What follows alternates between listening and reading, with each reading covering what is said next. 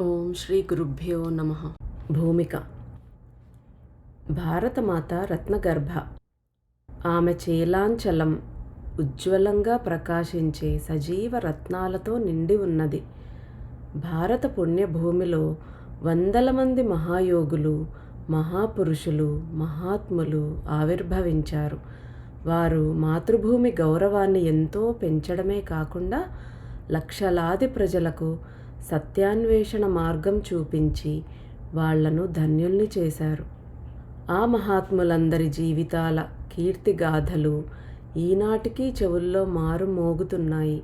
వారి అమూల్య చింతనం, శ్రేష్టమైన అనుకరించదగ్గ చరిత్ర మన సాహిత్య జ్ఞాన భండారాల్ని సుసంపన్నం చేశాయి.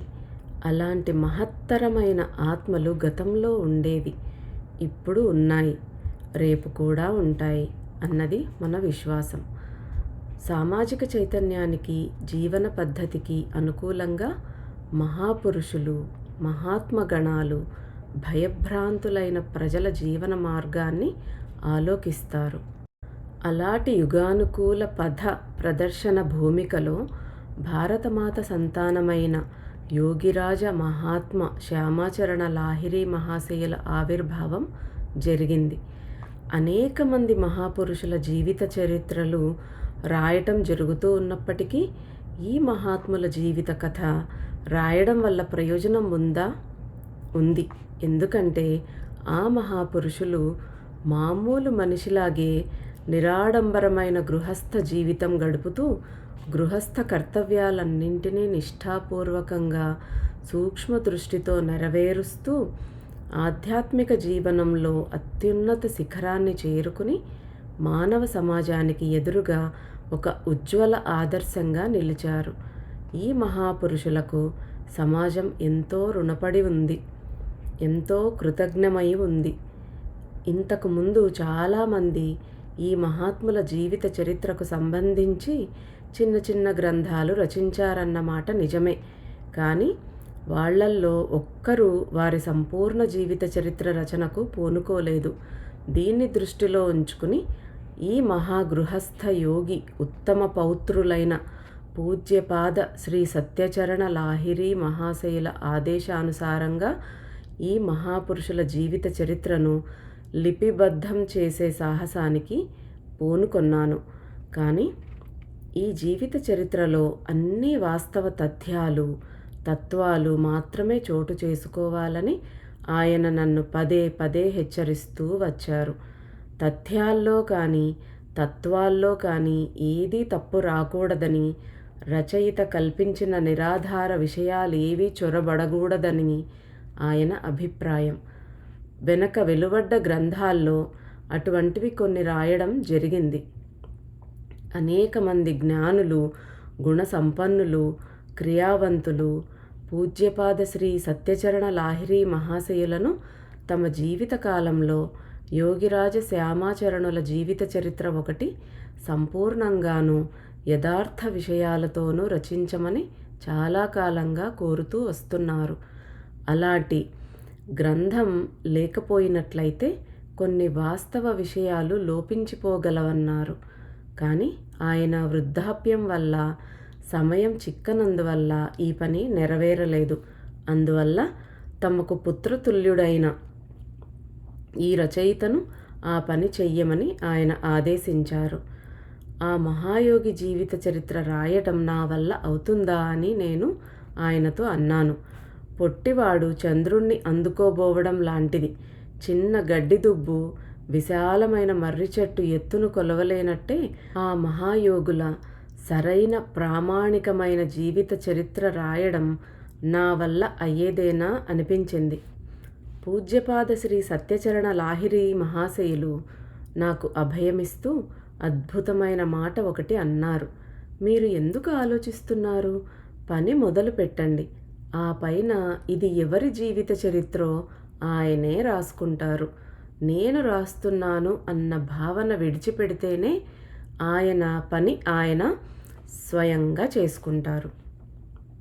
ఇందువల్లే ఆయన అభయవాణి గుర్తుకు వచ్చి మనోబలం దృఢమైంది. ఆ మహాయోగి శ్రీచరణ కమలాల మీది విశ్వాసంతో పనిలో మునిగిపోయాను. శ్రీకృష్ణుడి కృప వల్ల కుంటివాడు కూడా ఎత్తైన పర్వతాన్ని ఎలా దాటగలుగుతాడో అలాగే ఈ మహాయోగుల కృప వల్ల ఆయన జీవిత గాథనే చర్చించటానికి సాహసం కలిగింది. అప్పుడప్పుడు కలం చేతపట్టి కూర్చుంటాను. ఏం రాయలేకపోతాను. కానీ ఆయన్ని స్మరణ చేయడంతోనే కలం ముందుకు సాగుతుంది. ఈ విధంగా అనేక రోజులు, నెలలు దాటి 14 నెలలు గడిచిపోయాయి. ఎవరైనా రాజనీతివేత్త, సమాజ శాస్త్రజ్ఞుడు, కవి, రచయిత వంటి మహావ్యక్తుల జీవిత చరిత్రలు రాయాలని ఆశించడం సహజం. ఎందుకంటే వాళ్ళ జీవితాల్లో తరచుగా బయటికి వెల్లడయ్యే కార్యకలాపాలు ఎక్కువగా పరిచయమవుతూ ఉంటాయి. కానీ ఆధ్యాత్మ జగత్తులో యోగుల జీవితం ఇందుకు సరిగ్గా విపరీతంగా ఉంటుంది. బయటి కార్యకలాపాల సంకేతం ఏదీ ఉండదు. కానీ ముందు చెప్పిన వ్యక్తుల జీవితం యథార్థాలతో కూడి ఉంటుంది. కానీ మహాయోగుల జీవిత చరిత్ర అతీంద్రియ తత్వం మీద ఆధారపడి ఉంటుంది. అందువల్ల వారి జీవిత చరిత్ర రాయడం చాలా కష్టం. యోగులు ఏ ప్రయోజన నిమిత్తం అలౌకిక ఘటనలన్నీ కనబరుస్తూ ఉంటారో, వాటి వల్ల ఏ ఆదర్శాన్ని నెలకొల్పుతారో లేదా ముక్తి పథాన్ని అన్వేషించడానికి మనిషికి ఏ సాధనా మార్గాన్ని చూపిస్తారో అవి అన్నింటికన్నా గుహ్యమైనవి. మనిషి తన పరమ లక్ష్యాన్ని సాధించగలగడానికి అనుసరించే మార్గాన్ని అతని జీవిత చరిత్ర పరంగా శ్రేష్టమైందిగా తలుస్తారు. ఎందుకంటే అతని భౌతికమైన ఉనికి లేకపోయినప్పుడు కూడా అతని ద్వారా నెలకొన్న ఆదర్శం లేదా సాధనా మార్గం అనేక శతాబ్దుల వరకు అనుసరణీయంగానే ఉంటుంది.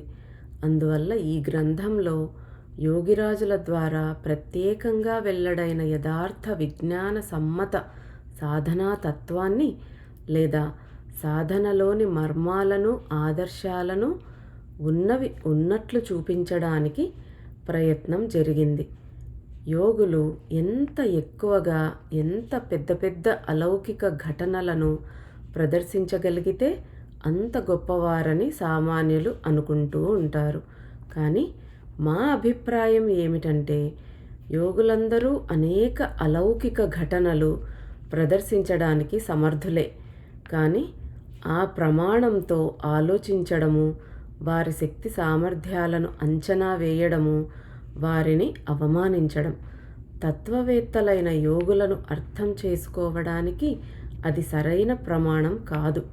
పైగా దేన్ని విడిచిపెట్టకుండా కొద్ది సమయం సహజము, సరళము అయిన యోగాన్ని సాధన చేసి సాధనలో సర్వోన్నత శిఖరాన్ని చేరుకోవడంలో సమర్థులైన వారే నిజమైన ఆదర్శవంతులైన యోగులు.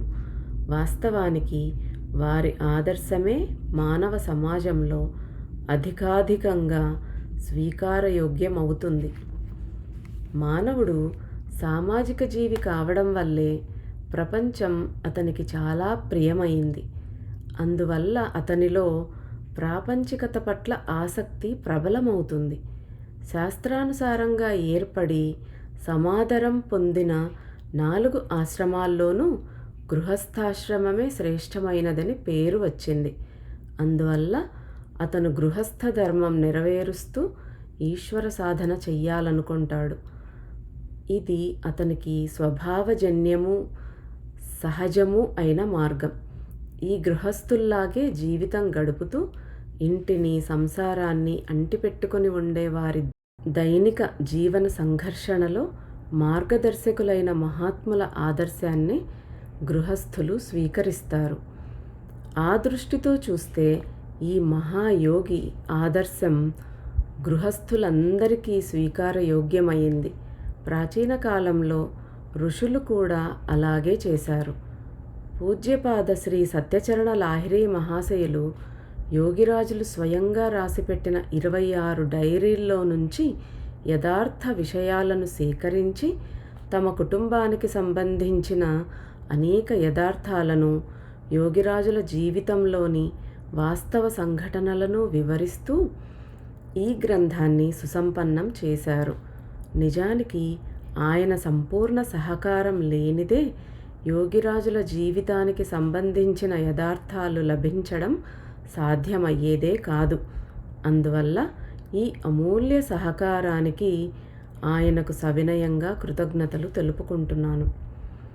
ఈ గ్రంథంలో మహాయోగి జీవితానికి సంబంధించిన సంఘటనలను, ఆదర్శాలను, సాధనా తత్వాలను లేదా సాధనా మర్మాలను సటీకంగాను సరి అయిన రీతిలోనూ వివరించడానికి సుమారు 100 ఏళ్ల కిందట యోగిరాజులు చేసిన శాస్త్ర గ్రంథ వ్యాఖ్యలన్నింటినీ సేకరించి వారు స్వహస్తంతో రాసిపెట్టిన 26 డైరీలను ప్రత్యేకంగా నిశితంగా పరిశీలించి వాటిని సక్రమంగా సంకలనం చేసే కృషి జరిగింది. ఈ గ్రంథానికి ఆ సామాగ్రి మూలాధారం. ఇంతే కాకుండా యోగిరాజులు తమ భక్తులతో జరిపిన ఉత్తర ప్రత్యుత్తరాల్లోంచి కూడా అనేక చెదురుముదురు సంఘటనలను, ఉపదేశాలను, సాధనా తత్వాలను సేకరించి విలువైన సామాగ్రిని ఉపయోగించడం అయింది. దాంతోపాటు యోగిరాజుల మనమలైన పూజ్యపాదులు శ్రీ సత్యచరణ లాహిరి మహాశయుల ద్వారా లభించిన కుటుంబ చరిత్రను, ఆదర్శాలను ఈ గ్రంథంలో పొందుపరచడమైంది. ఈ కృషిలో నాకు మార్గనిర్దేశకులైన వారందరికీ దుర్లభమైన పాత ఉత్తరాలు నాకు ఇచ్చి వాటిని ప్రచురించడానికి అనుమతించిన వారందరికీ నా కృతజ్ఞతలు తెలుపుకుంటున్నాను. డాక్టర్ శివనారాయణ ఘోషాల్ శాస్త్రి, శ్రీ సుబోధ చంద్ర ముఖోపాధ్యాయ, శ్రీ ప్రవీర కుమారదత్త, శ్రీ అశోక్ కుమార్ సేన్ మొదలైన మహానుభావులందరికీ నా కృతజ్ఞతలు.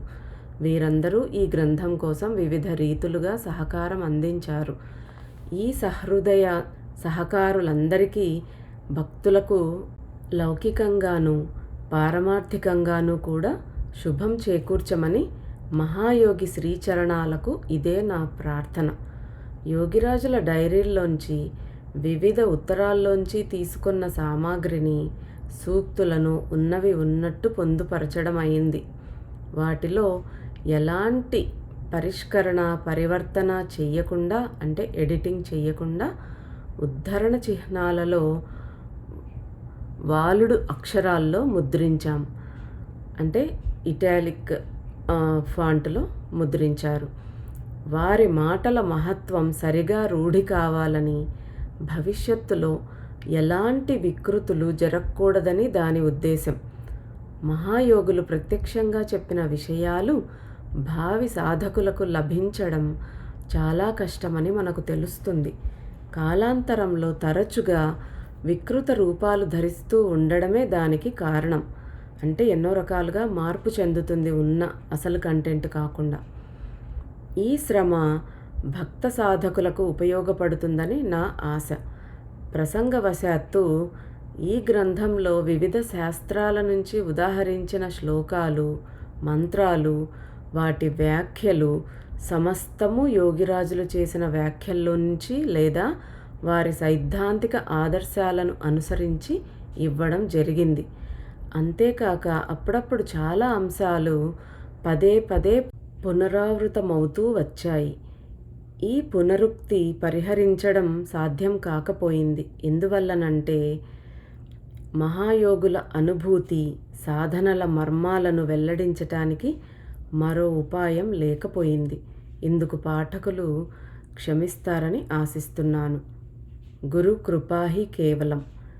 శ్రీ అశోక్ కుమార్ ఛటోపాధ్యాయ. ఈయననే ఈ పుస్తకాన్ని రచించారు. లాహిరి మహాశయుల యొక్క మనవడు ఇచ్చినటువంటి ఉపోద్ఘాతము, అలాగే ఈ పుస్తకాన్ని రచించినటువంటి రచయిత యొక్క వారి మాటలు విన్నాము. ఇప్పుడు ఇక మొదటి అధ్యాయం ప్రారంభించుకుందాం. పురాణ పురుష యోగిరాజు శ్రీ శ్యామాచరణ లాహిరి. మొదటి అధ్యాయం, ఆవిర్భావం. శ్యామాచరణ్, ఇలా రా. కొండగుట్టల్లో ప్రతిధ్వనిస్తున్న ఈ స్వరం శ్యామాచరణుల చెవుల్లో మారు మోగుతున్నది. శ్యామాచరణులు చకితులయ్యారు. దట్టమైన అడవి పెరిగిన ఈ కొండ ప్రాంతంలో పేరు పెట్టి పిలిచిన వారెవరు? అసలు తన పేరెలా తెలిసింది? ఇంతలో కొండ కొమ్మున సౌమ్యమూర్తి అయిన ఒక సన్యాసి నిలబడి ఉండడం కనిపించింది శ్యామాచరణులకు. ఆయనే తనను పేరు పెట్టి పిలుస్తున్నారు. అంటే కొండ చివరలో ఒక సన్యాసి నిలబడి ఉన్నారు. కార్యకారణ సంబంధం లేని, నమ్మలేని ఈ సంఘటనతో శ్యామాచరణుల మనస్సు ఒక విచిత్రమైన శంకతో ఊగిసలాడింది. ఈ సందిగ్ధ సంశయ స్థితిలోనే శ్యామాచరణులు ముందడుగు వేశారు. కొండ కొమ్ముకు చేరేసరికి అక్కడొక మహాముని, సిద్ధ మహాత్ములు మధుర దరహాసంతో తమను దగ్గరికి పిలిచారు. ఆ మహర్షి నేత్రాల్లో పితృప్రేమ తళుక్కుమంటున్నది. ఎక్కువ కాలం ఎడబాటు అనుభవించిన తరువాత ప్రవాసంలో ఉన్న కొడుకు తిరిగి వచ్చినప్పుడు తండ్రికి కలిగేటంత ఆనందం ప్రసన్న చిత్తులైన ఆ మహామునికి కలిగింది. అంత ఆనందంతోనూ శ్యామాచరణులను ఆప్యాయంగా దగ్గరికి చేరబిలిచారు. తర్వాత ఆ మహర్షి ఇలా అన్నారు. ఏమిటి శ్యామాచరణ్, నువ్వు నన్ను గుర్తుపట్టనే లేదా? ఇక్కడికి ముందెప్పుడూ వచ్చినట్టు కూడా గుర్తులేదా? ఈ పులితోలును, ఈ కమండలాన్ని కూడా గుర్తుపట్టలేకపోతున్నావా? అంతా మర్చిపోయావా? శ్యామాచరణులు ఏది గుర్తుపట్టలేకపోయారు. నేనైతే ఇక్కడికి ఎప్పుడూ రాలేదండి అన్నారు. చూడు శ్యామాచరణ్, ఇదంతా మహామాయా నాటకం. అదే నీ జ్ఞాపకానికి ముసుగు కప్పేసింది. ఆ తరువాత ఆ మునివరులు మెల్లగా శ్యామాచరణుల్ని తాకారు. ఒక్క రెప్పపాటులో శ్యామాచరణుల ఎదుట ఉన్న సమస్త విశ్వము అదృశ్యమైపోయింది. అప్పుడే పూర్వజన్మ సంగతులన్నీ గుర్తుకు వచ్చాయి. ఆ వెంటనే శ్యామాచరణుల కళ్ళలో నీళ్లు నిలిచాయి. చటుక్కున మునివరుల పాదాల మీద వాలారు. జన్మ జన్మాంతరాల ఆత్మీయ వ్యక్తిని మళ్ళీ ఈనాడు కలుసుకొన్నట్లు అనిపించింది. అనేక యుగాల కాలం సంతప్తుడు, దుఃఖితుడు అయిన సంసారి తనలోని దేవతను చేరి ఇలా ప్రార్థిస్తాడు. మహాప్రభు, అంతర్యామి, మేము సంసార జీవితం గడుపుతూనే నిన్ను పొందటానికి వీలైన సాధనా మార్గం మాకు చూపించు. సంసార జీవితానికి దూరమై మేము సాధన చేయలేం.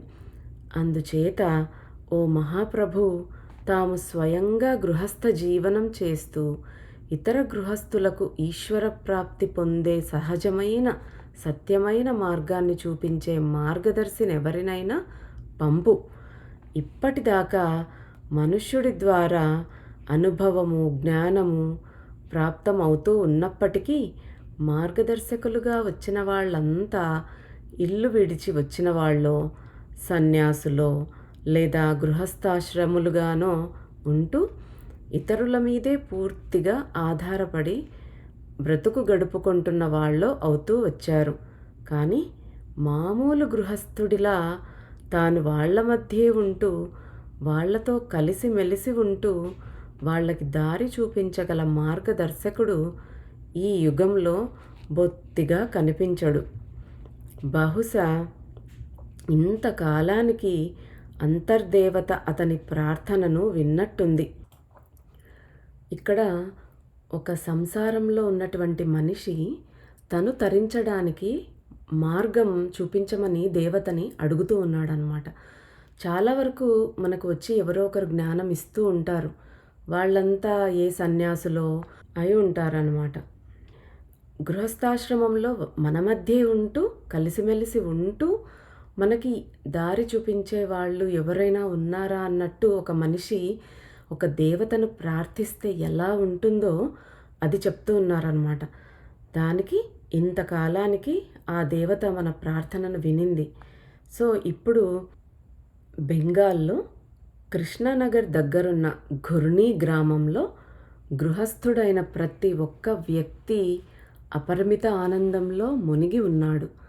గ్రామంలోని స్త్రీ పురుషులందరూ దేవ శిశువు రూపం ధరించి ఈ భూమి మీద అవతరించిన మహాజ్యోతిని వేద మంత్రోచ్చారణ మంగళ స్వరాలతో ఆవాహన చేసి దర్శనం చేసుకుంటున్నారు. నేను మీ మధ్యనే ఉంటాను, మీలాగే ఉంటాను అన్నది ఆ దేవ శిశువు అమరవాణి. మీకు దూరమై మీ నుంచి వేరుపడి మళ్ళీ మీ మధ్యకి వచ్చి మార్గం చూపించే వాళ్ళలా నేను మార్గం చూపించను. కానీ మీ వంటి గృహస్థులు సంసార జీవనం సాగిస్తూ దుఃఖాలు, కష్టాలు, పేదరికం, శోకం, క్లేశం సహిస్తూ జీవితాన్ని ఎలా గడుపుతూ ఉంటారో అలా నేను కూడా అలాంటి పరిస్థితుల్లోనే ఉంటూ మీకు ఈశ్వర ప్రాప్తికి సాధనా మార్గం చూపిస్తాను. వంగ శకాబ్దం 1235 ఫసలీ సంవత్సరం 16 ఆశ్విన్ క్వార్ రెండో పక్షంలో సప్తమి తిథి మంగళవారం, అంటే ఇంగ్లీష్ తేదీ క్రీస్తు శకం సెప్టెంబర్ 30వ తేదీ 1828 నాడు ఒక దేవ శిశువు ఘుర్నీ గ్రామ కాపురస్తులైన గౌర్మోహన్ లాహిరీ గారి ఇంట్లో వారి రెండో భార్య ముక్తకేశీదేవి గర్భాన జన్మించాడు. గౌర్మోహన్ గారి మొదటి భార్యకు 2 కొడుకులు, చంద్రకాంత్, శారదా ప్రసాద్, ఒక కూతురు స్వర్ణమయి ఉన్నారు. మొదటి భార్య తీర్థయాత్రల్లో ఉండగా మధ్యలో చనిపోయింది. భార్య చనిపోయిన కొంతకాలానికి గౌర్మోహన్ గారు రెండో పెళ్లి చేసుకున్నారు. సుమారు 5 ఏళ్లకు రెండో భార్యకు సులక్షణ అనే కూతురు పుట్టింది. ఈ విధంగా గౌర్మోహన్ గారికి 2 భార్యల వల్ల 3 కొడుకులు, 2 కూతుళ్ళు కలిగారు. బెంగాలులో శాంతిపుర నదియా అనే గ్రామం ఉంది. భక్తి సాధన వల్ల, భాగవత జీవనం వల్ల ఆ గ్రామం భక్తిలో తేలుతూ ఉండడమే కాదు, ఇతరుల్ని కూడా తన ఆనంద ధారల్లో తేలుస్తూ ఉండేది. చైతన్య మహాప్రభువుకు ఆటపట్టైన నవద్వీప పవిత్ర భూమిలో ఈనాడు మరో దేవశిశువు సంతప్తులు, పీడితులు, సంసార బాధలలో జర్జరులు అయిన గృహస్థులకు దారి చూపించడానికి వచ్చాడు. ఎంతోమంది మహాత్ముల, మనీషుల, మహాపండితుల పాదధూళితోనూ స్మృతితోనూ నిరంతరం ధన్యమవుతూ ఉన్నది ఆ భూమి. దీని అంచున మరో మహానుభావుడు హర్షోల్లాసాలు నింపుతున్నాడు. ఈ వాతావరణంలో ప్రశాంతత నెలకొన్నది. ఇక్కడి నేల, ఇక్కడి మట్టి, ఇక్కడి ప్రకృతి స్నిగ్ధత్వ శ్యామలత్వాలతో ఆ దేవ శిశువుకు అభినందనలు అందిస్తున్నాయి. ఆ బెంగాల్ ప్రాంతంలో ఎంతోమంది మహనీయులు ఉద్భవించారు. మనకు తెలిసిన వాళ్ళల్లో రామకృష్ణ పరమహంసని తీసుకోవచ్చు. ఇస్కాన్ వాళ్ళు కృష్ణుడి రూపంగా చైతన్య ప్రభువును భావిస్తూ ఉంటారు.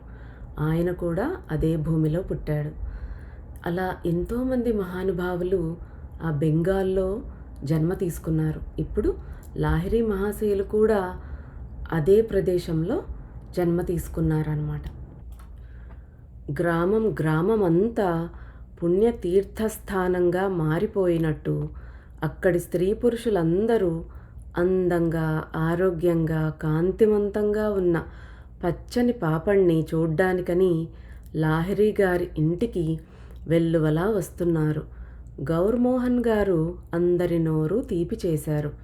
పసివాణ్ణి శుభ ఆశీస్సులతో దీవించమని ఆయన వచ్చిన వారినందరినీ కోరారు. సదాచారులు, నిష్ఠావంతులు, ధర్మపరాయణులు అయిన గౌర్మోహన్ గారు ప్రతిరోజు పూజా పునస్కారాల్లో, పాఠనాల్లో, ధర్మచర్చల్లో, సత్సంగంలో ఎప్పుడూ మునిగి ఉంటారు. యోగమార్గ సాధన పట్ల విశేషంగా మొగ్గు చూపేవారు. చుట్టుపక్కల వాడల్లో ఆయనకు సత్యనిష్ఠాపరుడైన సద్బ్రాహ్మణుడన్న పేరు ఉండేది. ఆయన శాస్త్రజ్ఞానం లోతైనది. దేవతలందరి పట్ల ఆయనకు భక్తి శ్రద్ధలుండేవి. ఆయన భార్య ముక్తకేశీదేవి చాలా నిష్ఠాపరురాలు. ప్రతిరోజు కులదేవత అయిన శివుడికి శ్రద్ధగా పూజ చేస్తుండేది. శివపూజ చెయ్యకుండా ఆవిడ పచ్చి మంచినీళ్లు కూడా ముట్టుకొన్నది కాదు. గుమ్మంలోకి ఎవరైనా బిచ్చగాడు వస్తే ఎంత వీలైతే అంత భిక్ష వేసేది. ఆమె చాలా సరళ హృదయ, దయామయి, మంచి నడవడి గలది. అంచేత వాడలో వాళ్ళంతా ఆమె పట్ల భక్తి శ్రద్ధలు కనబరిచేవారు. అటువంటి ధర్మపరాయణులైన తల్లిదండ్రుల ఒళ్ళో దేవ శిశువు అంటే యోగిరాజ శ్యామాచరణ లాహిరి గారు వారి యొక్క ఆవిర్భావం జరిగింది. అటువంటి యోగమూర్తి ఆవిర్భావ విషయంలో యోగేశ్వరుడైన శ్రీకృష్ణుడు ఇలా అంటాడు: శుచీనాం శ్రీమతాం గేహే యోగభ్రష్టోభిజాయతే అథవా యోగినామేవ కులే భవతి ధీమతాం ఏతద్ధి దుర్లభతరం లోకే జన్మ యదీదృశం. శ్రీమద్భగవద్గీత 6వ అధ్యాయం 41-42 శ్లోకాలు. అంటే యోగభ్రష్టుడైన వ్యక్తి శుచి, సంపత్తి కలిగిన వాళ్ళింట్లో కానీ, జ్ఞానులు యోగుల వంశంలో కానీ పుడతాడు. అలాంటి పుట్టుక లోకంలో చాలా దుర్లభం. ఒక యోగి తను జన్మ తీసుకున్నప్పుడు ఆ జన్మలో పూర్తిగా ముక్తి పొందే స్టేజ్ రాకుండా మధ్యలోనే శరీరాన్ని చాలించాల్సి రావచ్చు. అంటే వాళ్ళ సాధన పూర్తి అవ్వలేదన్నమాట.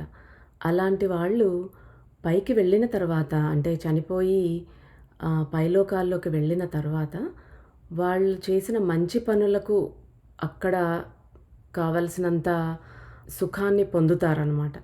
తర్వాత వారి సాధన కొనసాగించి ముక్తిని పూర్తిగా పొందడం కోసమని ఒక మంచి శుచి శుభ్రత ఉండి మంచి పద్ధతులు సాధనాపరుల ఇంట్లో పుట్టి వారి యొక్క సాధనని కంటిన్యూ చేస్తారనమాట. కాకపోతే అది ఒక స్టేజ్ వచ్చే వరకు లైఫ్లో వాళ్ళు ఎందుకు పుట్టారు అనేది వాళ్ళకు తెలియదు. అది 30 ఏళ్ళు అవ్వచ్చు, 40 ఏళ్ళు అవ్వచ్చు, 50 ఏళ్ళు అవ్వచ్చు. కానీ వాళ్ళ జీవితంలో ఎప్పుడో ఒకసారి ఒక మహాత్ముడి వల్ల కానీ ఏదో ఒక సిచ్యుయేషన్ జరగటం వల్ల మళ్ళీ they tap in to that old memory and continue their సాధన అనమాట. సో వాళ్ళకి అది గుర్తు వచ్చి వాళ్ళు ఎక్కడైతే సాధన ఆపారో అక్కడి నుంచి మళ్ళీ మొదలు పెట్టడం అనేది జరుగుతుంది. మనము ఈ లౌకికంగా ప్రాపంచికంగా మనం నేర్చుకునే ఈ ఆలు, ఏబిసిడీలు, ఈ చదువులు ఏవైతే ఉన్నాయో ఇవన్నీ కూడా మనం మళ్ళీ ప్రతి జన్మ తీసుకున్నప్పుడు మళ్ళీ మొదటి నుంచి నేర్చుకోవాల్సిందే. కానీ ఆధ్యాత్మిక విద్యకు మాత్రం ఈ అడ్వాంటేజ్ అనమాట. మనం గత జన్మలో ఎక్కడైతే వదిలేసామో ప్రస్తుత జన్మలో మన సాధన అక్కడి నుంచే మొదలవుతుంది. అంటే మన ఆత్మలో ఆ సాధనకు సంబంధించిన జ్ఞానం అంతా కూడా ఉంటుందన్నమాట. మళ్ళీ మనం మొదటి నుంచి మొదలు పెట్టాల్సిన అవసరం లేదు. ఇప్పుడు లాహిరి మహాశయులు కూడా అక్కడ గత జన్మలో వారు ఫినిష్ చేయలేకపోయిన సాధనని ఈ జన్మలో బాబాజీ వారిని అక్కడ హిమాలయాస్లో ఒక ప్లేస్కి వెళ్ళినప్పుడు ఆయనని పిలిచి ఆయనకు గత జన్మని గుర్తు చేసి తన మిగతా జర్నీని కంటిన్యూ అయ్యేలా, అంటే మోక్షాన్ని పొందే మార్గాన్ని చూపించి వారిని ఒక గురువుగా మార్చారనమాట. ఇక్కడ లాహిరి మహాశయుల తల్లి తండ్రి కూడా సత్యనిష్ఠాపరులు, సద్బ్రాహ్మణులు. ఎంతో మంచిగా పూజలు పునస్కారాలు శ్రద్ధగా చేసేవాళ్ళనమాట. అలాంటి ఎన్వైరన్మెంట్లో తన సాధన ఇంకా మంచిగా సాగుతుంది, తన జీవితం మంచిగా కంటిన్యూ అవుతుంది అనే ఉద్దేశంతో మరలా అలాంటి వాళ్ళ ఇంట్లో ఆయన జన్మ తీసుకున్నారన్నమాట. అయితే గృహస్థాశ్రమంలోనే ఉంటూ కూడా ముక్తి సాధించవచ్చు అనేది ఈ లాహిరి మహాశయులు నిరూపించటానికి ఈయనని గృహస్థాశ్రమంలోనే ఉంటూనే సాధన చేయమని పంపించారన్నమాట గురువుగారు. ఒక్కొక్కప్పుడు దేశం అన్ని విధాలా నిండుగా శ్రీసంపన్నంగా ఉంటూ ఉంటుంది. భారతదేశంలో 19వ శతాబ్ది ఆ మాదిరిగా సర్వసమృద్ధికి చరిత్రలో పేరు పొందింది. భారతీయ మార్తాండు ఆకాశ మధ్యంలో ఉజ్వలంగా ప్రకాశిస్తున్న కాలమది. అంటే సూర్యుడు. ఈ కాలంలో అనేక మంది మహాత్ములు, ప్రబుద్ధ మనీషులు ఆవిర్భవించినట్లుగానే రాజకీయ సామాజిక రంగాల్లో ప్రముఖులు ఆవిర్భవించి భారతదేశం పరిపూర్ణత సిద్ధింపజేసుకున్నది. ఆ రోజుల్లో వాళ్ళు కూడా డబ్బు కోసం వెంపర్లాడుతుండేవారన్నమాట నిజమే. కానీ ఇప్పటి మాదిరిగా ధర్మశూన్యులు, సమాజావగాహన రహితులు కారు. ధర్మం పట్ల శ్రద్ధ గలవారు, దాని ఉపదేశాలను పాటించేవారును. చాలా కాలం పాటు సాగిన ముస్లిం పరిపాలనలోనూ, తదనంతరం ఆంగ్లేయుల పాలనలోనూ భారతీయ సనాతన ధర్మం కొంతవరకు అస్తవ్యస్తమయ్యింది, చిందరవందర అయింది. సనాతన ధర్మాన్ని అనుసరించే అనేక మందిని, ధనిక దరిద్ర వర్గాల వారిని, ఉభయులను సమానంగా ప్రలోభపెట్టి తరచుగా బలప్రయోగం చేసి ఇస్లాం మతంలోకి, క్రైస్తవ మతంలోకి మార్చడం జరుగుతుండేది. అలాంటి సంధికాలంలో మహాత్ముల ఆవిర్భావం సార్థకతనందింది. అప్పటి సంకట స్థితికి పరిణామంగా 19వ శతాబ్దంలో భారతదేశంలోని అన్ని ప్రాంతాల్లోనూ మత, రాజకీయ, సామాజిక రంగాలన్నింటిలోనూ అనేక మంది మహానుభావుల ఆవిర్భావం జరిగింది. ధార్మిక రంగంలో నవద్వీపం, కాశీ అద్వితీయంగా వెలుగొందాయి. డబ్బు ఆశ లేని టైం అంటూ ఎప్పుడూ ఉండదేమో, కానీ కాస్త ధర్మాన్ని పాటించేవాళ్ళు, ఇప్పట్లాగా ధర్మం ఏమైపోయినా పర్వాలేదు, మనం చక్కగా ఉండాలి అనే ఉద్దేశ్యం ఉండేది కాదనమాట. ఇంకా కాస్త ధర్మం అనేది మంచిగా ఉండేది. కానీ భారతదేశం ఎన్నో రకాల దాడులకు గురైంది. ఎంతోమంది వచ్చి దోచుకున్నారు. వాళ్ళ సంస్కృతి సాంప్రదాయాలని మన మీద రుద్దడానికి, అలాగే మన సంస్కృతిని నిర్వీర్యం చేయడానికి ఎంతో ప్రయత్నించారు వాళ్ళంతా. దానివల్ల చాలా చోట్ల ఆ ధర్మం అనేది, ఆ సంస్కృతి అనేది దెబ్బతినుంది.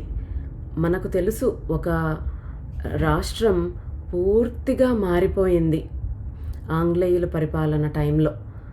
సో అలాగా కాకుండా మిగతా రాష్ట్రాలు కాస్తైనా బెటర్గా ఉన్నాయి చెప్పాలి అంటే. కాకపోతే ఇలాంటివన్నీ జరుగుతూ ఉన్నప్పుడు మనలో ఆ ఇన్స్పిరేషన్ని ఉంచటానికి, నింపటానికి, మనం ధర్మ మార్గంలోనే ప్రయాణం చెయ్యాలి, మన స్వధర్మాన్ని వదులుకోకూడదు అనే బోధలు చేయటానికి కానీ కొంతమంది మహాత్ములు ఆవిర్భవిస్తూనే ఉంటారు. మనం ఎంతోమందిని చూసుంటాం. రామకృష్ణ పరమహంస, వివేకానంద, సాయిబాబా, ఎక్కిరాల భరద్వాజ గారు కానీ, ఎక్కిరాల కృష్ణమాచార్యులు కానీ, వెంకయ్య అవధూత కానీ, మనం చూసుకున్నట్టయితే ఎంతోమంది అవధూతలు, ఎంతోమంది మహాత్ములు భూమి మీద అవతరిస్తూనే ఉన్నారు. దత్తాత్రేయ స్వామి కూడా 5 అవతారాలు భూమి మీద తీసుకున్నారు. శ్రీపాద వల్లభులు, నృసింహ సరస్వతి స్వామి, మాణిక్య ప్రభువు, అక్కల్కోట్ మహారాజు, సాయిబాబా, ఇలాగా ప్రతి యుగంలో, ప్రతి టైంలో కూడా, ప్రతి కష్టకాలంలో కూడా మహాత్ములు ఉద్భవించి మనకు ధర్మబోధ చేస్తూనే ఉంటారు. మనం పక్క దారి పట్టకుండా వాళ్ళు మనల్ని నడిపిస్తూనే ఉంటారన్నమాట. అలాగే ఈ లాహిరి మహాశయుల అవతారం కూడా ఒకటన్నమాట.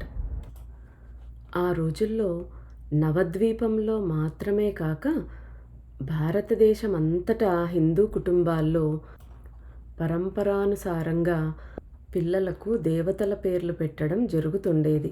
దీనివల్ల పిల్లలను పిలవడంలో భగవన్నామ స్మరణ కూడా జరుగుతుందన్న విశ్వాసం ప్రజల్లో ఉండేది. చిన్నగా పెరిగి పెద్దవాడవుతున్న ముద్దుల కొడుక్కి ముక్తకేశీ దేవి గారు శ్యామాచరణుడన్న పేరు పెట్టారు. దినచర్య క్రమంలో ఆవిడ పిల్లవాడికి జోలపాటలు పాడి జోకొడుతుండేవారు. అప్పుడప్పుడు శివాలయ సమీపంలో కూర్చుని తన్మయత్వంతో పూజ చేస్తుండేవారు. ఆ పూజా సమయంలో పిల్లవాడు కూడా కళ్ళు మూసుకుని కూర్చుని శివుడి మాదిరిగా ధ్యాన సమాధిలో మునిగి ఉండేవాడు.